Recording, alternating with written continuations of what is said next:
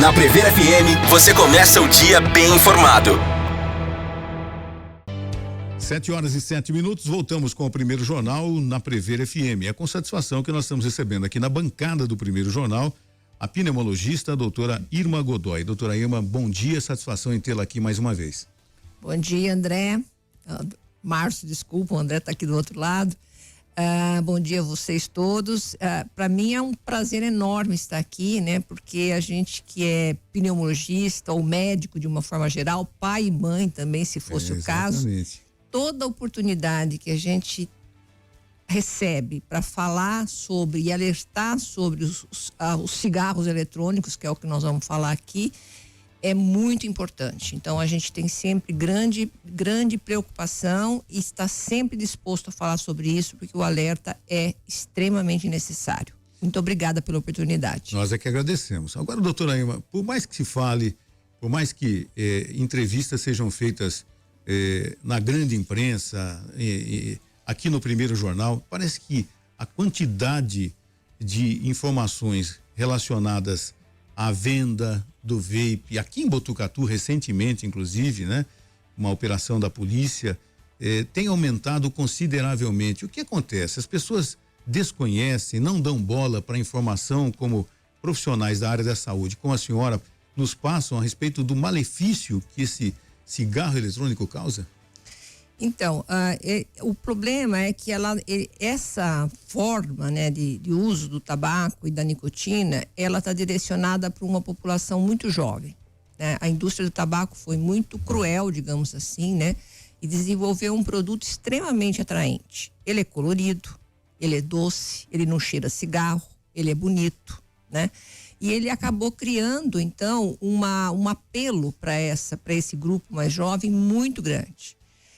E as pessoas, às vezes, assim, também houve, né, no início, quando isso foi liberado e quando ele foi comercializado primeiramente, foi dito que ele era 95% mais seguro que o cigarro, o que é uma grande mentira. Né? Começou com uma grande mentira. Começou com uma grande mentira, dizendo que ele era 95% mais seguro que o cigarro. Isso não existe, não existe nem... Supostamente até para ajudar a parar de fumar. Exatamente. Então, dizendo, olha, você vai trocar o seu cigarro comum, que é muito maléfico, por uma coisa que é muito melhor. Só que isso não é verdade e não é baseado em fatos, não existe esses dados, né? Foi uma construção da indústria do tabaco para tornar esse produto muito cheio de apelo. E depois disso, isso acabou se disseminando. Houve também um erro muito grande da Inglaterra, que incluiu isso no serviço de saúde para parar de fumar. Hoje em dia eles estão extremamente arrependidos disso, porque na verdade eles criaram um problema para eles mesmos, né? Porque agora eles não estão tentando, tem leis agora proibindo a venda para menores e tudo mais, mas abriu-se uma porta de como o sistema de saúde do Reino Unido, ele é muito respeitado, isso acabou criando essa ideia, consolidando, digamos assim, essa ideia de que ele era mais seguro. E a partir do momento que outras pesquisadores e outras entidades começaram a entender que realmente isso era muito perigoso, né? Aí ficou difícil de retornar. Então, eu acho que assim, existe um apelo muito grande, são, digamos, ainda dispositivos caros, não é todo mundo que tem acesso, infelizmente, né? Porque se fosse mais barato, aí estaria mais disseminado ainda. E o jovem, a gente sabe como é que é, né? Ele acha que vai acontecer com o outro, não vai acontecer com ele. Mas a gente está vendo cada vez mais jovens com problemas pulmonares graves, com um pulmão da minha idade, né? Ou de outras pessoas, ou daqueles que já fumaram muitos anos. Porque eles ou ignoram, ou eles realmente não conhecem. Eles acham que é um vapor d'água. E não é um vapor d'água. É uma aerosol que tem ali... tem uma quantidade enorme de nicotina, tem muitos produtos cancerígenos, tem ali metais pesados que causam câncer. Então tem uma série de substâncias, algumas que a gente nem sabe que existe ainda, porque a gente não tem todas as substâncias ainda analisadas, mas e tem o apelo do gosto, né? Eles colocaram lá morango, açúcar, menta. A menta é o mentol é realmente o mais danoso de todos. Então, realmente existe um apelo muito grande. Os dispositivos são bonitinhos, né? Eles fazem até alguns com formato para crianças, né? Como brinquedos, tem até ovo Kindle, né? De cigarro eletrônico. Então, realmente, o apelo é muito grande. Então, a gente precisa realmente trabalhar muito, né? Na conscientização das crianças, das escolas, dos pais, para prestar atenção, porque às vezes é difícil até de identificar qual que é o dispositivo. Então, a gente precisa trabalhar muito nisso para realmente trazer uma consciência maior para a população em geral. Isso da época que o vape era o cigarro de cravo, né? Que era, o cigarro de cravo não faz mal, o cheiro é mais gostoso, é mais atraente, né? E já era algo que trazia os jovens para começar a fumar, né?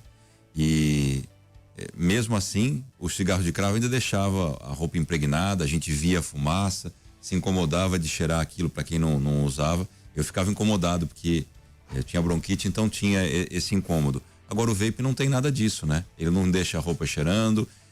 Se a gente pensar nas campanhas que foram feitas de tabagismo, e agora virou lei de algumas décadas para cá, que atrás do maço de cigarro tem que ter um pulmão, tem que ter uma pessoa que sofreu com câncer por conta do cigarro.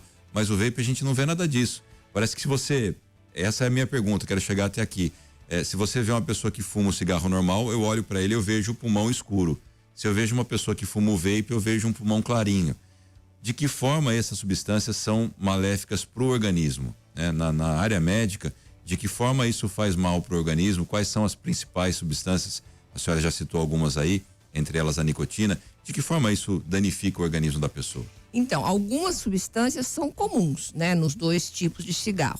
Então, você tem, no cigarro eletrônico, você não tem a queima do fumo. Então, ele não chega a ser queimado. Ele é uma substância, ele é aquecido e aquilo cria um vapor. Mas não é um vapor, porque ele é um aerosol, porque ali tem a nicotina, tem o líquido, esse líquido contém uma série de substâncias, a gente nunca sabe direito o que tem nessas substâncias, mas tem, por exemplo, formaldeído, tem acetona, né? São substâncias que são... Que não tem no cigarro. Tem no cigarro também. Também tem no cigarro. E quando elas são aquecidas, elas se transformam em substâncias que são substâncias cancerígenas, né? Além de elas serem substâncias cancerígenas, você tem ali outras substâncias. A gente conhece hoje cerca de 2.000 substâncias já que estão no cigarro eletrônico, mas tem mais. O que a gente está identificado são 2.000 substâncias. O próprio sabor, né, que se coloca ali, ele contém substâncias também. Esses sabores foram feitos para comer, não foram feitos para inalar. Nunca foram testados na inalação. Então, quando essas substâncias adentram o pulmão, elas vão atingir as regiões mais profundas do pulmão e causam um processo inflamatório, né? Causam processos de não infecção, mas existe ali, lembra da Covid, né? Que tinha aquele pulmão branco que ficava todo com insuficiência respiratória, com falta de ar.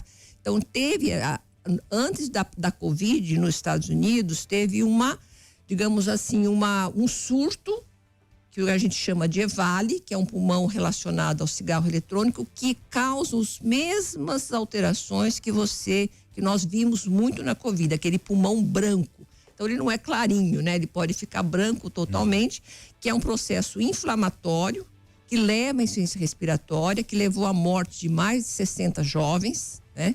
Que levou a transplante de pulmão a pessoas que ficaram com deficiências respiratórias para o resto da vida. Então, o que a gente sabe hoje? A gente sabe que o paciente tem inflamação, quem usa isso constantemente. Primeiro, desenvolve uma dependência brutal, né? Porque a quantidade de nicotina é 50, 100 vezes maior do que o cigarro. Segundo, ele leva a um processo inflamatório das vias aéreas. Então, pessoas como você, André, que tiveram asma ou que têm alguma alteração brônquica, vão ter uma acentuação disso, às vezes para de controlar a asma. Eles começam a ter destruição do pulmão, como aquela que acontece no paciente que fumou 50 anos. Então, aquela doença que a gente via no indivíduo que fumou 20, 30 anos, nós estamos vendo agora nos jovens, né? Que começam a ter enfisema, bronquite crônica, né? Bronquiolites, né? Que são outras doenças que vão aparecendo nessas pessoas. Então, quadros de insuficiência respiratória grave até quadros um pouco mais leves, que são quadros de, digamos assim, uma tosse, um sintoma constante. Mas tosse não é normal, né? Quando você tem tosse é porque você é um mecanismo de defesa do pulmão para que você realmente não continue, digamos, ou procure um atendimento de saúde. Então, realmente assim, qual que é a preocupação? É que a gente demorou, né, muitos anos, mais de 20, 30 anos, para descobrir que o cigarro estava ligado ao câncer de pulmão. O cigarro convencional. Isso lá atrás. Essas substâncias têm pouco tempo de uso constante. Então, ainda nós não conhecemos todas as consequências que isso pode acontecer a longo prazo. Isso vai demorar para que a gente possa realmente entender exatamente como que ela está acontecendo. O que nós temos hoje é uma série de estudos que fazem assim, comparam pessoas que fumam cigarro eletrônico com pessoas que não fumam, ou pessoas que tiveram, ou faz estudo de fisiologia do pulmão, de bioquímica do pulmão, para ver as alterações. E isso já mostra alterações extremamente preocupantes, né? E não podemos também deixar de dizer que nessa idade, né, que é o jovem que fuma, as crianças, algumas fumam, você está numa fase de desenvolvimento cerebral. Então, isso está associado com perda de cognição, com dificuldade de aprendizado, uma série de outras questões, porque está associada com o desenvolvimento cerebral. E a nicotina, ela vai agir no cérebro, então ela causa ali alterações importantes. Agora, com relação à dependência, é mais rápida a dependência do vape, do cigarro eletrônico, para o cigarro de papel? Muito mais rápido. Muito mais rápido, porque a quantidade de nicotina que tem ali, ela às vezes assim, se você pegar um pod, né, que tem 5%, quer dizer que ele tem 50 miligramas de nicotina, né? Aí ele tem 50 miligramas por ml, aí ele vem com 6 ml, tá? Então ele tem 300 miligramas. Um cigarro tem 1 miligrama. Meu Deus. Um maço de cigarro tem 20 miligramas. Então, quando você pega um pod desse, às vezes a pessoa fuma aquele pod numa semana, em 2, 3 dias, porque aquilo ele põe aqui, ó, e vai vapeando, como eles dizem, né? E aquilo não tem fim. Então, às vezes eles fumam um pod desse em 2, 3 dias. Então, a quantidade de nicotina é muito grande. E quando você recebe uma quantidade muito grande de nicotina, o seu cérebro cria receptores. E esses receptores ficam muito ativos. Então, esses receptores ficam abertos e aí vem aquela vontade, que é a questão da dependência. O indivíduo fuma, né? Ele se sente bem, passa 1 hora, 2 horas, ele já está se sentindo de novo com mal-estar, com, inquietação, está irritado, tudo mais. Ele fuma de novo para passar os sintomas e isso vai criando a dependência. Então, a gente tem dados já mostrando que em 1 semana você já tem sinais de dependência dessas pessoas que usam. Estava com um dado aberto aqui dizendo que um cigarro, um vape, equivale a 100 cigarros. Então é muito mais, né? É muito mais. É muito mais, porque se você fizer a conta, olha, se você fizer a conta de 1 miligrama por cigarro, o maço tem 20 miligramas. Um podzinho, às vezes tem 300, 400 miligramas, 600 miligramas, dependendo da quantidade. O assunto é muito mais sério do que a gente imagina, né? Absurda, é absurdo. Que loucura, né? Eu me lembro, doutora André e Ellen e ouvintes, que em julho eu estava na praia, no Nordeste, e de repente, 37 graus, sossegado, e aqui no estado de São Paulo, o pessoal que estava aqui trabalhando, inclusive estava com 7 graus, eu estava tranquilo, de repente eu senti um cheirinho doce, assim, né? E eu olhei uma distância interessante, que havia um casal de idosos usando vape. Idosos, que é uma raridade, né? Porque o público-alvo, inclusive, de toda a indústria, né? Que a gente não sabe hoje, quando a senhora diz, começou na Inglaterra, talvez, né? Era o público-alvo, era o público jovem, né? Mas o idoso também. Agora, o malefício que causa para uma pessoa idosa também, eu acho que é quase que mais rápido, quase que instantâneo do que para o jovem. Então, na verdade, ele começou mesmo, quando ele foi disseminado mesmo, foi nos Estados Unidos, né? Ele foi criado na China e depois ele foi comercializado pelas indústrias tabaqueiras dos Estados Unidos, que foi quando teve o boom, digamos, de consumo. E o que você está colocando é muito interessante, porque a gente tem visto isso, né? As pessoas que fumam cigarro comum, tá? Fumaram durante muitos anos, aí elas falam, olha, agora tem um produto que é 95% mais seguro. Ela acha que é isso, verdade. E ela troca. Então a gente está vendo cada vez mais, e também outra coisa que está acontecendo, além da troca, né? Porque ele acha que talvez vai ter uma segurança maior, não vai ter tanto problema. Tem gente que faz o seguinte, ele parou de fumar há muitos anos, mas ele acha que, olha, agora tem uma coisa que não vai fazer tanto mal, e ele volta a usar. E aí tá feita a desgraça, né? Porque, na verdade, ele vai começar a fumar. Uma outra coisa que é importante entender é o seguinte, é que a maioria das pessoas, ela começa às vezes com cigarro eletrônico, aí ela fica dependente, como o cigarro eletrônico é caro, ela começa a usar, são usuários duplos, onde pode, eles usam o cigarro combustível, e onde não pode, eles usam o pod, digamos assim, o vape, tá? Então isso é um outro comportamento que a gente tem visto muito.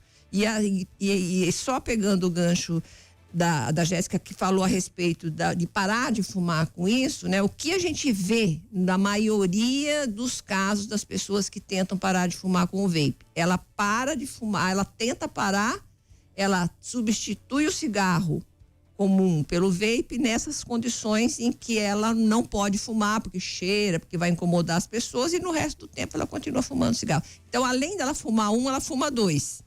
E os estudos mostram que quem fuma os dois tem um risco ainda maior do que quem fuma só cigarro. Que loucura. Ainda pegando essa coisa de deixar de fumar, eu lembro, acho que em 2003 ou 2004, o meu pai infartou, ele era fumante, ele infartou e houve essa conversa de alguém dizendo para ele de que ele deveria ir atrás do cigarro eletrônico lá naquela época, que era justamente uma ajuda para parar de fumar. E inclusive não tinha no Brasil, teria que importar isso. E eu lembro de eu ter falado para ele, cuidado com isso daí, porque se não tem no Brasil, se não é legalizado e tudo mais, não é importado facilmente, alguma coisa tem, não vai atrás disso não. Então já nesse sentido, né? Que loucura. Né? Isso já aconteceu, né? De vários assim, e ainda infelizmente a gente tem alguns médicos que fazem isso, né? Isso porque a indústria do tabaco, ela criou alguns institutos que ela chama institutos de pesquisa, tá? E que ela faz o quê? Ela oferece viagens, ela oferece treinamentos, ela oferece verba para pesquisa para o cara falar bem do produto dele. E muita gente cai nessa conversa. Às vezes a pessoa nem identifica, porque se você não ficar muito atento, o nome do instituto, por exemplo, é um instituto de pesquisas para diminuir os riscos do tabagismo, tá? Mas eles são totalmente financiados pela indústria do tabaco. A indústria do tabaco é mais poderosa do que a indústria farmacêutica. Eles têm muito dinheiro. E eles têm uma lógica de propaganda muito, muito cruel. Eles financiam centro acadêmico, atléticas, eles financiam campos de férias de alunos. Tudo isso eles financiam para vender o produto deles.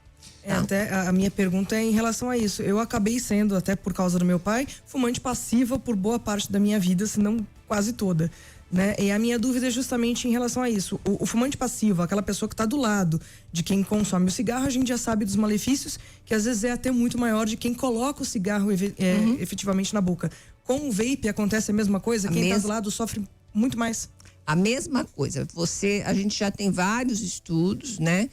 Existe até um estudo de um grupo que eu fiquei um tempo com eles lá na Espanha, em que eles trabalharam com crianças. Eles trabalharam na casa de fumantes de cigarro eletrônico e fizeram a dosagem no leite materno e no cabelo de crianças recém-nascidas, de mulheres grávidas, para ver se tinha alguma coisa. E encontraram grandes quantidades de metal pesado, outras substâncias nessas crianças que eram crianças, e às vezes assim, a pessoa nem fumava tanto dentro de casa, porque já tinha uma criança, digamos assim, uma inibição natural de fazer isso, né?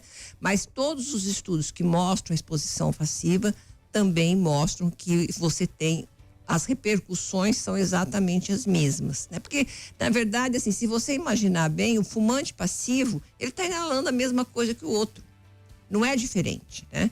Então, se ele está num ambiente, e assim, não sei se vocês já ficaram perto de alguém fumando cigarro eletrônico, A quantidade de vapor que aquilo libera, e às vezes eles têm, assim, uma outra coisa que eles fazem, eles podem mudar a potência dos dispositivos e aumenta a quantidade de vapor. Eles têm campeonatos de liberação de vapor, né? Eles têm festas que que as indústrias, nas universidades, eles patrocinam as festas. Então, aquilo dentro dos ambientes fechados é uma quantidade imensa, né? Então, nós realmente temos que ficar preocupados, não tem jeito. Bom, são 7h27 e nós estamos conversando com a doutora Irma Godoy, pneumologista, e você pode participar, inclusive, no 3440-1009. Você que é pai, você que tem dúvida, né? Você que está desconfiado, você que está sentindo aquele cheirinho doce no quarto do seu filho, da sua filha, né? É bom pesquisar e pode, inclusive, fazer perguntas através do nosso WhatsApp. Vamos ao intervalo, já nós voltamos. Agora 7h32, voltamos com o Primeiro Jornal na Prever FM, hoje recebendo aqui na bancada do Primeiro Jornal a pneumologista a doutora Irma Godoy. Doutora Irma, eu coincidentemente até comentava antes de começar a entrevista, não pesquisei e de repente apareceu aqui para mim pulmão de pipoca. Tô dizendo que o celular tem bruxaria junto aqui, porque o assunto da entrevista era esse. Ele escuta. Eu acho que sim, né? O que é o pulmão de pipoca, doutora Irma? Então, o pulmão de pipoca, ele é uma entidade respiratória, né, de doenças respiratórias. Falando que é bruxaria, falou que é uma entidade já. Que é uma entidade, digamos, diagnóstica, vamos dizer assim, uma doença. Pra você ver como as coisas conspiram, tá? Acabei de receber mensagem no WhatsApp falando justamente do pulmão de pipoca, se já tinha sido falado na entrevista, tá? É uma entidade. Olha mesmo. só. Então, o pulmão de pipoca, ele foi descrito em trabalhadores de fábricas que faziam essas pipocas de micro-ondas, que é digamos, um conservante que era usado na fabricação, e essas pessoas que trabalhavam nessas fábricas acabaram desenvolvendo uma doença respiratória que a gente chama de uma bronquiolite constritiva. Ela é um processo inflamatório dos canaizinhos que levam o ar para dentro do pulmão, que a gente chama de brônquios. Eles ficam muito inflamados, espessados e levam a uma falta de ar intensa, né? E agora a gente tem visto relatos, nós não tivemos aqui, mas tivemos relatos na literatura do aparecimento desse tipo de lesão em jovens que usam cigarro eletrônico. Essa substância é uma substância conhecida. Alguns cigarros eletrônicos realmente continham essas substâncias. A partir do momento que apareceu essa doença nesses jovens, houve uma preocupação da indústria, porque isso para elas é uma propaganda negativa. Então, o que elas fizeram? Elas retiraram de alguns cigarros, só que isso ainda existe. Tem muito, como os líquidos não são regulados, não são examinados, né? Você tem muitos líquidos que ainda pode ter essas substâncias, e se alguém pega lá um líquido que não é, digamos assim, de uma indústria extremamente, digamos assim, preocupada com isso por conta do seu nome, não por conta da saúde das pessoas, por conta do seu nome, você vai ter essa substância e a pessoa vai inalar e vai desenvolver esse pulmão de pipoca, né? Que é um pulmão que você tem realmente o espessamento dos brônquios e na ponta você tem um processo inflamatório que é o que aparece essa pipoca, né? Que são as vias aéreas distais, onde a gente faz a troca gasosa, então onde a gente sobrevive, porque sem oxigênio a gente não sobrevive, e são essas estruturas distais do pulmão que são acometidas nessa doença. Então existe essa possibilidade. Ele é menos comum do que a doença que a gente chama de EVALI, que é uma doença que acomete o pulmão como um todo, mas ele também existe. Como existem outras doenças do interstício do pulmão, de bronquites, que são associados com o uso do cigarro eletrônico. Então não é mito, né? Realmente existe, é uma complicação, está descrita na literatura e tem base para isso. A gente falou da importância de uma entrevista como essa, né? Nós recebemos de ouvinte aqui uma pergunta interessante, a gente vai até preservar o nome da mãe da ouvinte, né? Da mãe que mandou a mensagem aqui no nosso WhatsApp, Ellen. Na verdade não é uma pergunta, um comentário, né? Ela falou que está ouvindo a entrevista no caminho do trabalho, a filha estava ouvindo com ela, adolescente, faz uso do cigarro eletrônico e já foi motivo, inclusive, de briga, de discussão, mãe e filha, porque, como a doutora disse, os jovens acham que é exagero, né? Que as mães exageram, mas que agora ela espera que agora a filha entenda como as mães não são exageradas, na verdade, que é muito difícil colocar na cabeça dos jovens o perigo desse cigarro eletrônico. E acho que isso é muito importante, porque é muito importante que os pais desconfiem, né? Mas não adianta brigar com o filho, né? Você vai ter que realmente conversar, explicar quais são os malefícios, que são muitos, né? E você vai ter que, muitas vezes, você tem que procurar ajuda. A gente já recebe ajuda de pessoas que estão usando cigarro eletrônico, que têm uma dificuldade imensa de parar, porque são muito dependentes. E a dependência, ela é brutal. A dependência da nicotina, ela é quase igual da heroína, ela só perde para a heroína, é igual da cocaína, do crack. Então, ela realmente é uma dependência muito alta. Então, aí precisa ser tratado como uma doença, que ela é. A dependência da nicotina tem até um CID internacional, né? Então, ela é uma doença e ela precisa ser tratada assim. Algumas pessoas conseguem parar sozinhas, né? E o aconselhamento para ela é que, se ela não conseguir parar sozinha, é que ela procure um pneumologista ou um serviço de saúde para realmente fazer aí as intervenções que são necessárias para parar. É bem complicado você fazer, já era difícil com o cigarro fazer o jovem parar de fumar, porque a gente não tem muitas medicações para isso. Com o cigarro eletrônico ficou mais difícil, mas sempre com o contato, com a conversa, com a intervenção motivacional, a gente consegue com que eles parem, né? Então é importante desconfiar, alertar, né? E procurar um serviço de saúde, isso é o mais importante. Um detalhe interessante, Márcio, Ellen, doutora Irma, que eu fui pesquisar aqui porque recentemente teve uma apreensão grande aqui na cidade, miraram no metanol, né, foram buscar metanol e acharam vape. E, não sei se a senhora viu essa notícia, eu vi a reportagem. Mas está aqui no Acontece Botucatu a foto, inclusive, de vários produtos. E eu fui pesquisar essa notícia agora, Márcio, e apareceu para mim aqui propaganda de vape em Botucatu, para venda. Então, ou seja, apareceu locais aqui onde vendem esse instrumento aqui na cidade. E se você pegar a legislação, é proibida a venda, a importação e a publicidade de cigarros eletrônicos desde 2009. Aí em 2024 teve uma consulta pública para ver se, eu não sei nem por que consulta pública, porque não é o povo que tem que decidir isso, né? Se faz mal, acho que tem que escutar os especialistas. E foi ratificado, né? Que realmente não pode vender, não pode comercializar e ter propaganda. No seu ponto de vista, é falha essa fiscalização?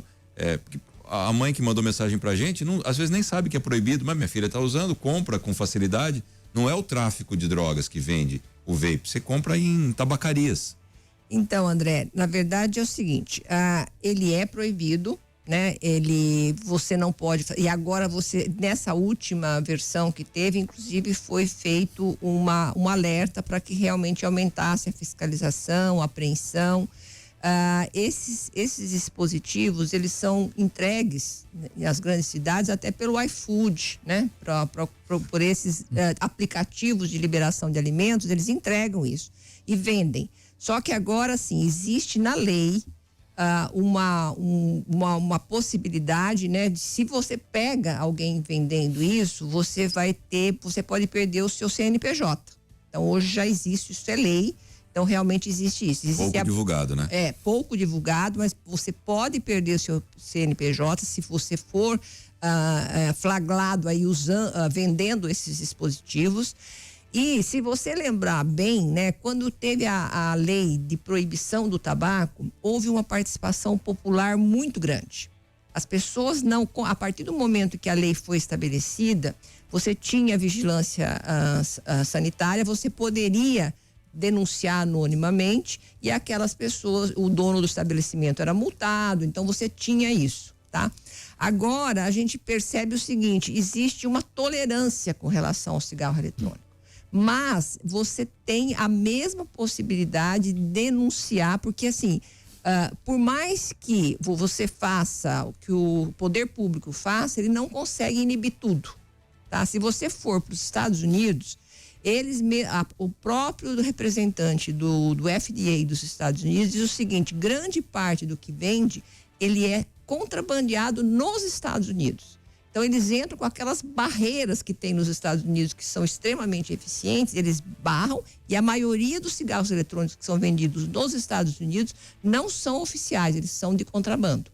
Então, realmente, você precisa ter um comprometimento da população, né, de nós, pessoas como um todo, de denunciar, de alertar e falar, olha, você pode denunciar isso para a vigilância, que isso é motivo para que tenha uma batida, né? Que tenha um flagra, uma operação, e que você vá ter essas apreensões. E quando você tem essas apreensões, isso vira notícia. Então, isso ajuda muito no controle, né? Então, há sim uma falha de fiscalização, mas eu posso te garantir, não é fácil fiscalizar isso. Porque eles fazem, se você abrir qualquer site, você vai encontrar, tá? E aí eles fecham um, ele abre outro. Eles mudam o nome, eles mudam a composição, eles mudam a maneira de vender. Então, eles mudam assim, isso é muito rápido, né? Então, é muito difícil realmente você fazer. Quanto custa um equipamento desse, ela sabe? Bom, você tem de todos os preços. A gente já viu até cigarro eletrônico reusado vendido em feira. Tá? Recalchutado? Recalchutado vendido em feira. Quer dizer, você pega uma coisa que já foi babada, né? Que tem lá um monte de coisa e compra. Mas um cigarro novo depende muito da marca. Mas é mais de R$100. Caramba. Tá? Eles são caros. Então, se você achar um de 30, 20, pode ficar desconfiado que você nem sabe o que tem lá dentro. É um líquido que alguém inventou e colocou lá dentro, como o metanol, né? Colocaram lá e vai vender. Eu não sei quanto custa uma carteira de cigarros comum. Acho que uma carteira agora está custando em torno de R$5 a R$7. De 5 a 12, dependendo da marca. Depende da marca também. Mas o mais barato, acho que tá, que eles compram lá na padaria, às vezes eu vejo eles comprando na padaria. Uma média de 5, 6 reais. 5, 6 reais. Isso. E também tem aquele que é contrabandeado, né? Tem também, o famoso que é do Paraguai, né? Quebra-peito, né? Quebra-peito. Bom, são 7h43. Eu quero só dizer para todo mundo que está acompanhando que a Igrau, uma gráfica que está há quase 50 anos em Botucatu, tem a maior variedade de serviços gráficos de Botucatu e região: adesivos, banners, cartão, crachá, flyer, folder, troféus em acrílicos, wind banner e tantos outros produtos. A Igrau está mudando de endereço. Com quase 50 anos com a qualidade e experiência, agora em novo endereço. A Igrau está na Prudente de Moraes 274, no centro, ali pertinho do Espaço Cultural. Você pode entrar em contato, fazer uma visita, tá muito bonita a nova Igrau, na Prudente de Moraes 274, no centro. WhatsApp 3815-4191. Gráfica Igrau, a maior variedade de serviços gráficos de Botucatu e região. Vamos ao último intervalo? Já já nós voltamos com a parte final do primeiro jornal, recebendo hoje a doutora Irma Godoy aqui na bancada do nosso primeiro jornal. 7h46, voltamos com a entrevista aqui no primeiro jornal na Prever FM. Os últimos minutos aqui da entrevista, recebendo a pneumologista, a doutora Irma Godoy. O efizema pulmonar tem a ver com cigarro também, e ele, ou não, eu estou falando besteira aqui, porque é uma doença no pulmão, né? Tem a ver com o uso do cigarro, e se o cigarro eletrônico também causa o efizema pulmonar? Bom, o cigarro convencional, né? A gente já sabe e tem provas absolutamente certas disso, então é 100% de certeza. Ele, com o uso constante, a maioria das pessoas que usam vão morrer de doenças relacionadas ao cigarro. Uma delas é o que a gente chama de doença pulmonar obstrutiva crônica, ou como a gente usa o resumo, é a DPOC. E nessa DPOC está incluída a bronquite e o enfisema. Então, realmente, o enfisema tem uma relação direta com o cigarro convencional, e isso já é conhecido e absolutamente certo, não existe nenhuma dúvida a respeito disso. Com relação ao cigarro eletrônico, também a gente já tem estudos, né, mostrando que realmente as pessoas que fumam o cigarro eletrônico por um período mais longo, elas já têm alterações pulmonares compatíveis com enfisema. A gente, é óbvio que nós não temos ainda um tempo, né, de uso desses cigarros tão longo para a gente ter uma presença tão, digamos assim, um grau tão grave de enfisema. Mas os pulmões das pessoas que usam os cigarros eletrônicos já mostram alterações, tanto em exames de imagem e às vezes até em exames de função pulmonar, compatíveis com a presença de enfisema e de bronquite crônica. Então, as duas coisas estão presentes da mesma forma que no cigarro convencional. Mas o que me preocupa muito, diante de tudo isso que a gente falou aqui, e realmente no dia a dia a gente minimiza, porque fala, não, mas é algo que não é tão ruim. É a questão dos jovens. Uma mãe que nos relata que uma adolescente já usando, e tendo que ter discussões severas para tentar coibir isso. E eu me lembrei de relatos da minha filha, que estuda no antigo primeiro colegial, hoje primeiro ano do segundo ensino médio, que na escola colegas de 15, 14 anos já utilizam isso dentro da escola, na frente da escola, acho que impossível, mas na frente da escola e ninguém faz nada. O que falta, doutora, no seu ponto de vista, para a gente começar a mudar essa realidade, principalmente nessa faixa etária, que a senhora falou fora do ar aqui também? É que essa faixa etária é a mais preocupante, eu acredito, não sei se eu estou enganado. Não, a grande preocupação que a gente tem realmente é com o jovem, né? Porque antigamente começava a se fumar mais tarde, você ia ter o efeito daí a 20 anos. Agora nós estamos vendo um efeito muito mais precoce. Então o jovem que começa a fumar, ele pode ainda, nessa faixa etária que ele está, já apresentar problemas pulmonares graves. Então realmente é muito importante a conscientização. Com relação a isso, existe um trabalho da Unesp, né, da doutora Suzana Tani, que está fazendo um trabalho com as escolas de Botucatu para realmente conscientizar. Está tendo até uma exposição, acho que na Pinacoteca agora, a respeito de pulmões, né, do ar limpo, né, para realmente você conscientizar as pessoas. Então você precisa, né, que os pais têm que ficar realmente muito atentos, né, para ver se as crianças estão utilizando ou não. A gente não pode ser tolerante com isso, porque realmente a preocupação é que isso não para aí, né? A pessoa vai utilizando, ela vai ficando dependente e ela não consegue parar. Com relação às escolas, eles não fumam às vezes no pátio, mas às vezes eles fumam no banheiro, porque você tem aquele impedimento às vezes de você fazer, ter uma câmera ou qualquer coisa no banheiro. Então, às vezes é preciso até colocar sensores, né? Existem sensores do cheiro, da quantidade de nicotina para inibir. E é importante que os professores, né, fiquem atentos a isso, porque realmente assim, você não percebe o cheiro da nicotina, mas se você entrar no banheiro, você sente o cheirinho doce, que é o cheirinho de menta, o cheirinho de morango, né? Então, realmente é preciso que tenha uma intervenção. E eles fazem isso até como um desafio, né? Olha, vou utilizar. E assim, existe uma questão de grupo, né? Então, eles têm que pertencer a uma tribo. Então, às vezes, para ir numa festa, fala assim, olha, você tem que fazer um cigarro eletrônico. A gente já ouviu isso e ouve isso toda hora, né? Então, olha, faz uma festa, antes era o narguile, agora é o cigarro eletrônico, você tem que levar. E a gente tem ouvido, assim, festinhas de formatura, por exemplo, essas viagens que eles fazem de final de curso, você, na porta disso, tem lá uma pessoa com um cesto, como você tinha antigamente, um cesto distribuindo e vendendo cigarro eletrônico. Então, realmente, assim, a atenção, gente, precisa ser muito intensa, porque os dispositivos são facilmente disfarçáveis, às vezes você não consegue identificar. O cheiro, a pessoa tem que ficar atenta, porque ele não é cheiro de cigarro, é cheiro de morango, é cheiro de menta, né?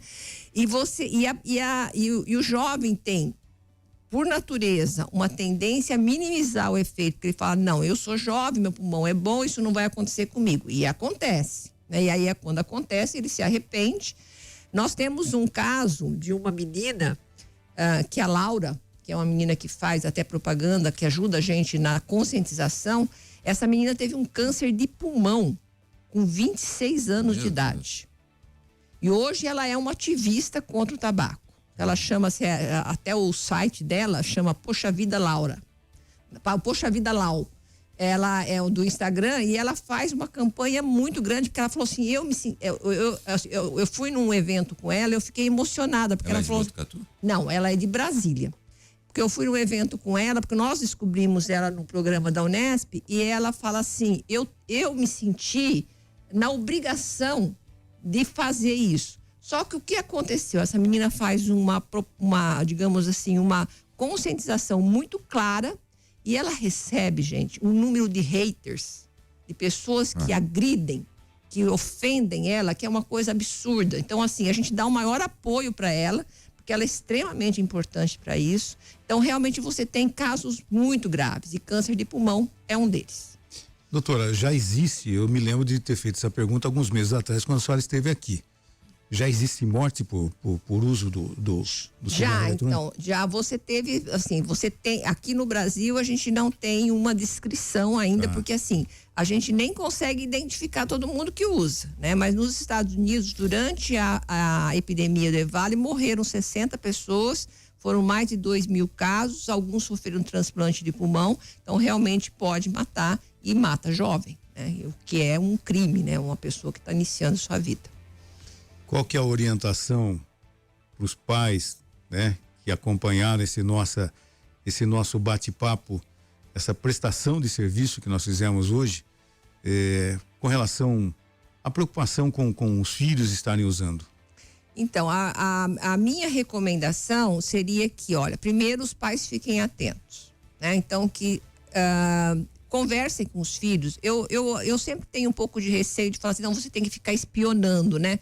Mas eu acho que você tem que ficar atento e você tem que conversar com seu filho, tem que orientar que realmente são dispositivos que fazem muito mal à saúde, que pode fazer com que ele, aos 30, 40 anos, tenha um pulmão de uma pessoa de 70, 80 anos, coisas irreversíveis que não vão ter retorno, essas alterações não têm retorno, e que realmente, se a pessoa estiver usando, né, esse trabalho tem que ser um trabalho de conscientização e que se o usuário não conseguir largar, que deve procurar um atendimento de saúde.